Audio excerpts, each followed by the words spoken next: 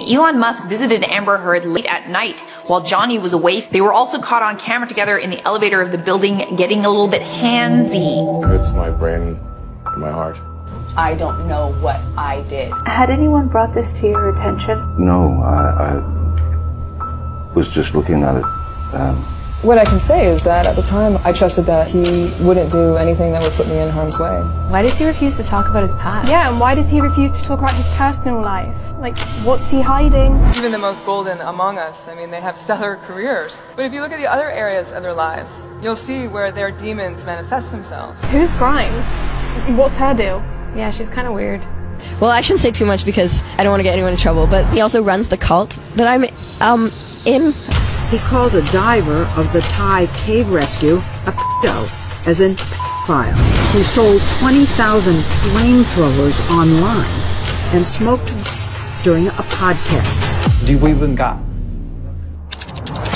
Okay, we need to get to the bottom of who Elon Musk really is. Nobody knows him better than his first wife, Justin Wilson. I met him when I was 18, he was 19. We were at college. My fear is that we become spoiled brats, that we lose a sense of appreciation and perspective. He told me that when he was a kid, he hated going to school because the other kids liked to follow him home and they would throw soda cans at his head.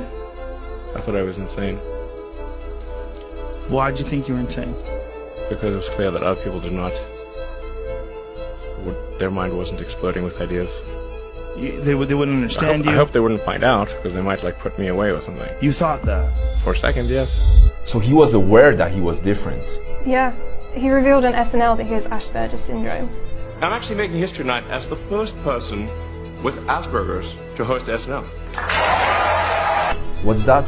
Asperger's syndrome is considered to be on the mild end of the autism spectrum. People with AS find social interactions more challenging. What does that mean? It means that it was harder for him to fit in. And people picked up on that. When I was in high school, we called them geeks. And it was not a compliment. When I was a child, there's one thing I said. What is it? I never want to be alone. So he sought refuge in computer games, which got him into coding, which led to the creation of his first company, which he sold by the time he was in his mid-20s, so, you know, nobody is throwing cans at him now. It's just a moment in my life. How many kids did they have? 6. I'm only counting 5. I had a son who died at 10 weeks. It was called a SIDS-related incident. And I went to Burning Man, I think 6 times after that happened. And I had a ritual I would do. And I would go to the Temple of Loss, but I always found a place on one of the walls, and I would write, Nevada Alexander Musk. He was a good baby. And then they would set the temple on fire. And that ritual was incredibly comforting to me. Did Elon ever talk about it? No. He just threw himself into his work. Creating a company is almost like having a child. So it's sort of like, how do you say your child should not have food? So once you have the company, you have to feed it and nurse it, and take care of it, even if it ruins you. Yeah.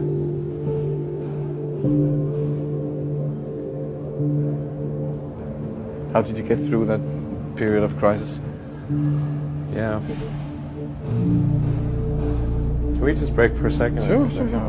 There need to be things that make you look forward to waking up in the morning. You wake up in the morning, you look forward to the day, look forward to the future. A future where we are a spacefaring civilization and out there among the stars, I think that's very exciting.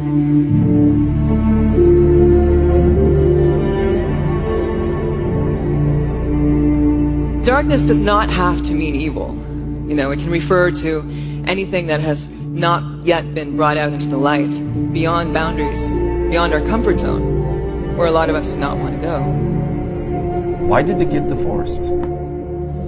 Elon made it clear that he did not want to talk about Nevada's death. He was obsessed with his work. When he was home, his mind was elsewhere. I felt insignificant in his eyes, and I began thinking about what effect our dynamic would have on our 5 young sons. Elon agreed to enter counseling, but he was running 2 companies and carrying a planet of stress. 1 month and 3 sessions later, he gave me an ultimatum. Either we fix this marriage today, or I will divorce you tomorrow. He filed for divorce the next morning. I felt numb, but strangely relieved. So he left her? Isn't he afraid of being alone? Listen to this. 6 weeks after he filed for divorce, he proposed to English actress Tallulah Riley. Elon proposed really quickly. I'd probably have said yes to anyone that seemed half sensible if they proposed after 10 days, just because it's kind of an interesting thing to do. Do that thing, Dad. You know, obviously moved straight into the house with the children, and it became a very real thing immediately. My parents were traumatized by this whole experience. Although there's been so many times that, right, I'm getting on a plane to England and I'm never going to see you again. Really? No. No, not really. They divorced 3 years later, remarried that same year, and divorced again in 2016. And then came even more trouble. Amber Heard. Men categorize women in one of 4 ways. Mothers, virgins, sluts, and bitches. She was in the middle of her own divorce with Johnny Depp. That's messy. Johnny was attacking me. She threw a vodka bottle at me. He was about to push my sister down the stairs. It smashed. I would have done anything. Bone in here was completely shattered. Amber Heard was offered 24/7 security arranged by Elon after she told him that she wanted a restraining order against Johnny Depp. Elon really got caught up in the middle of it. And that's when he started acting more and more erratic, unstable, reckless, operatic, doing things that seemed impulsive, un-CEO-ish. I'm just being me. He just seems to be jumping from one relationship to another. Actually, it's called repetition compulsion, where we are unconsciously driven to recreate a certain situation or relationship from the past in an effort to resolve it. Why do you think that is? He opened up to Rolling Stones right after his breakup with Amber Heard. I just broke up with my girlfriend. I was really in love, and it hurt bad. Well, she broke up with me more than I broke up with her, I think. I've been in severe emotional pain for the last few weeks. It's so hard for me to even meet people. I've seen you speak in person, we've watched some of your interviews. Like sometimes you seem visibly sad. No one should put this many hours into work. This is not good. And people should not work this hard. They should not do this. This is very painful. Painful in what sense? It hurts my brain and my heart. Here's what the interviewer wrote. I eventually tell him that it may not be a good idea to jump right into another relationship. He may want to take some time to figure out why his previous relationships haven't worked in the long run. If I'm not in love, if I'm not with a long-term companion, I cannot be happy. I explained that needing someone so badly that you feel like nothing without them is textbook codependence. Musk disagrees strongly. It's not true. I'll never be happy without having someone. Going to sleep alone kills me. In this moment, he seems like a child who is afraid of abandonment. And that may be the origin story of Musk's super ambitions. So this implies that somehow he's still that bullied kid afraid of abandonment. What does he need to learn? If I've had a really rough day and I'm like crying, I always make like good music. Like if I'm just like, Hey, I'm Grimes. You know me as the girl who plays with fire. Oh! But this is the song I roll you in the dark. She's got alien scars tattooed on her back. And she had a speech impediment as a kid, and she was severely bullied for it. Just like Elon. I like dark things. I like everything bad means good music. That's why I don't mind if like shitty things happen to me, because then it means I make better art usually. She's showing Elon that there's power in accepting your darkness. You can leverage it. You can create something with it. As creatives, our job is to uncover what lies in the darkness and give it new life, new identity. There are people who learn how to interrogate that darkness instead of being crushed by it. And they use their art and their magic and their tech and their intellect to not only show us who we are in a way that we can understand and accept, but also who we can be. They create new tribes and new worlds that call their people home. The best stories are the ones that we surface from the dark. If you have less money than Elon, you should probably watch out. You could make a swarm of assassin drones for very little money. You're a supervillain. That's what a supervillain does. What are his real intentions? Yeah, and why does he refuse to talk about his personal life? Like, what's he hiding? He's going to be building a very big plant in the United States. He has to, because we help him, so he has to help us. Even the most golden among us, I mean, they have stellar careers. But if you look at the other areas of their lives, you'll see where their demons manifest themselves. Why do so many people say he's evil? Isn't he? What are you talking about? He's literally saving humankind. Oh, come on. Is it true that you are evil? No, I am not the evil. I just misunderstood. What the hell do you make of someone like that? What did he do? He made an electric car. It's basically impossible. And then he built a bloody rocket that you could reuse, which was impossible. And then he put one of his cars on top of the rocket and he shot it up into space. Okay, we need to get to the bottom of who Elon Musk really is. Okay, so when did it all start? It's not when or where, but who. It starts with the world's oldest supermodel. Her name is May, like the month, but with an E at the end. Thanks for spelling my name, Elon. It says May Haldeman immigrated from Canada to South Africa in 1950. 20 years later, she married Errol Musk, and a year after that, in 1971, Elon was born. Yeah, he always was very curious, and when he started reading, anything he read, he memorized. I mean, he knew exactly what he'd read. I thought I was insane. Why'd you think you were insane? Because it was clear that other people did not. Their mind wasn't exploding with ideas. They wouldn't understand you? I hope they wouldn't find out, because they might like put me away with something. You thought that? For a second, yes. He hated going to school because the other kids liked to follow him home and they would throw soda cans at his head. Wasn't his parents' marriage tumultuous? Yeah, Errol was allegedly abusive. Allegedly. Did you suffer that kind of abuse? Yes. You know, there was a saying in South Africa, when you get divorced, you stop falling in the shower. Because every time you have a scene with bruises, you said you fell in the shower. Elon never talks about his father. Why is that? Whenever the topic of Errol arrives, members of Elon's family clam up. They're in agreement that he is not a pleasant man to be around. It was not a happy childhood. My father has serious issues. So he sought refuge in computer games, which got him into coding. He made a space-themed video game called Blaster. What did video games do for you? And they made me want to learn how to program computers. Because then I thought, well, I could make my own games. You get to control something. Yeah, you can construct a little universe. When I was in high school, we called them geeks. And it was not a compliment. What is a geek? Somebody who is obsessed with learning something, mastering a skill set or a body of knowledge, and would rather do that than develop social skills. I think on Wikipedia it says that I was inspired by my father in terms of technology. This is actually not true. I think that needs to be corrected. He's somewhat of a Luddite, actually, in many respects, and particularly computers. He didn't want to buy a computer and refused to use computers and said they would never amount to anything. As far as role models,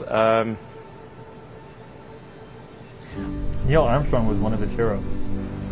That's one small step for man, one giant leap for mankind. Do you think, from your knowledge of the moon, having been there, that it is going to be possible in the foreseeable future to set up scientific bases there on anything like a large scale? Oh, I'm quite certain that we'll have such bases in our lifetime. That, right there, that's what gave Elon his purpose.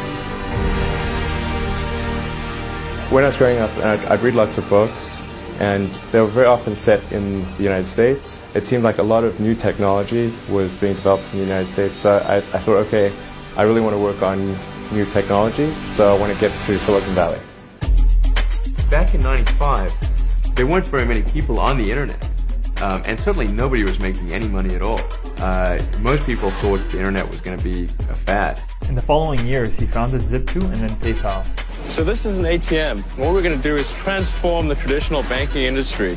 I met him when I was 18, he was 19. We were at college. Science fiction novelist Justine Wilson. My fear is that we become spoiled brats, that we lose a sense of appreciation and perspective. How many kids did they have? 6. I'm only counting 5. I had a son who died at 10 weeks. It was called a SIDS-related incident. And I went to Burning Man, I think 6 times after that happened. And I had a ritual I would do. And I would go to the Temple of Loss, but I always found a place on one of the walls, and I would write, Nevada Alexander Musk. He was a good baby. And then they would set the temple on fire. And that ritual was incredibly comforting to me. Did Elon ever talk about it? No. He just threw himself into his work. There need to be things that make you look forward to waking up in the morning. You wake up in the morning, you look forward to the day, forward to the future. A future where we are a spacefaring civilization and out there among the stars, I think that's very exciting. We create a parallel world to escape the world that rejects us, or the world that we find too painful to live in. But some people are so good at doing this and master such an amazing skill set that they take their world and they infuse it into our world and they change things. And these are the people we call visionaries. 2008, the rocket company is not going well. You've had 3 failures. Great. The car company is hemorrhaging money. Yeah. Each month that passes is literally costs us tens of millions of dollars. I mean, we need to appreciate that. And the American economy has tanked in the worst recession since the Great Depression. Right. This is serious. This is a major threat to our economy. Move it there! What was that year like for you? And I'm getting divorced, by the way. Add to that. And then came the betrayal. Who betrayed him? SpaceX's lack of experience bothers some NASA legends, like Apollo astronauts Neil Armstrong and Gene Cernan. But having cut my teeth in rockets more than 50 years ago, I am not confident. Now is the time to overrule this administration's pledge to mediocrity. You know, there are American heroes who don't like this idea. Neil Armstrong, Gene Cernan, and I wonder what you think of that. I was very sad to see that, because those guys are, those guys are heroes of mine, so it's really tough. They inspired you to do this, didn't they? Yes. And to see them casting stones in your direction. It's difficult. Did you expect them to cheer you on? So they're hoping they would. What are you trying to prove to them? I think he understood at that moment that he would never fit in. But I think people can choose to be not ordinary. You know, they can choose to not necessarily conform to the conventions that were taught to them by their parents. So yes, I think it's possible for ordinary people to choose to be extraordinary. But the edge can be a very interesting place to be. I mean, it can be lonely and painful and sometimes dangerous, and I don't mean to underplay any of that. But it's also the place where something is in the process of turning into something else. Revolution enters at the edges. Well, we've spent part, if not most, if not all of our lives trying to amputate those parts of ourselves that did not fit. You know, we've tried to be pleasing and we've tried to do what's expected, and we suck at it. And we eventually reach a point where we realize that we are so depressed or stuck or numbed out that the only way to save ourselves is to figure out how to be ourselves on purpose. Before we call these people visionaries, this is bad. Before they have that kind of success, we have other words for them. We call them, you know, geek or outsider, socially awkward, weird, a little different, odd one out. When critics say you can't do this, your answer to them is, we've done it.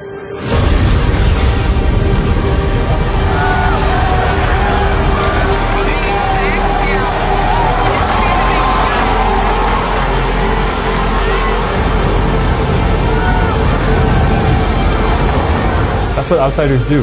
They don't change the world from within by fitting in or conforming. They change the world by creating a new one.